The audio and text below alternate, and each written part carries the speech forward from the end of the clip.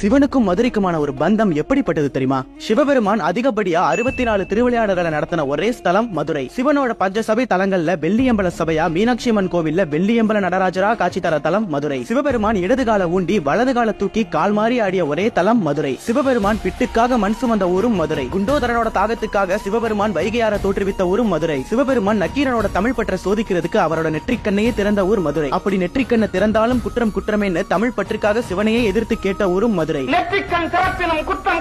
நகருக்குள்ள சுந்தரேஸ்வரராகவும் நகருக்கு எல்லையில சதுரகிரி சுந்தர மகாலிங்கமாகவும் சிவன் காட்சி தர ஊரும் மதுரை. அதனாலதான் மதுரைக்கு சுந்தரேசபுரின்ற ஒரு பேரும் இருக்கு. சிவனோட பஞ்சபூத ஸ்தலங்கள் கேள்விப்பட்டிருப்பீங்க. ஆனா மதுரையிலேயே சிவனுக்கு ஒரு தனி பஞ்சபூத ஸ்தலங்கள் இருக்குது தெரியுமா? நீருக்கு செல்லூர் திருவாப்புடையார் கோவில், ஆகாயத்துக்கு சிம்மக்கல் ஆதி சொக்கநாதர் கோவில், நிலத்துக்கு இன்மையில் நன்மை தருவார் கோவில், நெருப்புக்கு திருவாலவாயர் கோவில், காற்றுக்கு தெப்பக்குள முக்தீஸ்வரர் கோவில்னு மதுரையிலேயே சிவனுக்கு பஞ்சபூத தலங்களும் இருக்கு. இது போக திருப்பரங்குன்ற மலை உச்சியில வட்டாத சுரையோட காட்சி தர காசி விஸ்வநாதர், மாணிக்கவாசகர் பிறந்த திருவாதூர் திருவரைநாதர், சோழவந்தார் திரு ஏடகநாதர்னு மதுரையில அவர் கால் வைக்காத இடமே இல்ல. இவ்வளவு எங்க சிவபெருமானுக்கே பூலோகத்துல கல்யாணம் நடந்த ஊர் மதுரை. சொல்ல போனா சிவபெருமானே பொண்ணெடுத்த ஊரும் இந்த மதுரை தான். இந்த ஊர் தான் நமக்கு மாமனார் ஊர். நமக்கு இந்த மருதையில தான் பொண்ணு எடுத்ததுங்க. சொக்கநாதர், சோமசுந்தரர், சுந்தரேஸ்வரர், சுந்தர மகாலிங்கம்னு சிவனையும் மதுரையும் என்னைக்குமே பிரிக்க முடியாது.